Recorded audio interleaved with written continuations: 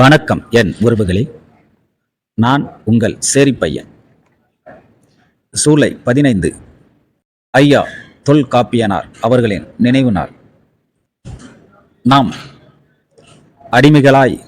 அடிமைப்படுத்தி வைத்து கொண்டிருந்த போது சிறுத்தையாய் சீறி எழுந்த அங்கனூரிலிருந்து ஐயா தொல்காப்பியனர் அவர்களின் புதல்வன், தலைவர், புரட்சியாளர், எழுச்சி தமிழர் தொல் திருமாவளவர் அவர்களின் தந்தையாக நமக்கு ஒரு தலைவனை கொடுத்த தெய்வமாக, நம்ம குல சாமியாக அவரது நினைவு நாளை வணங்கி போற்றி மகிழ்வோம். அவரின் தியாகத்தை போற்றுவோம். வீர வணக்கம், வீர வணக்கம், வீர வணக்கம். ஜெய் பீம்.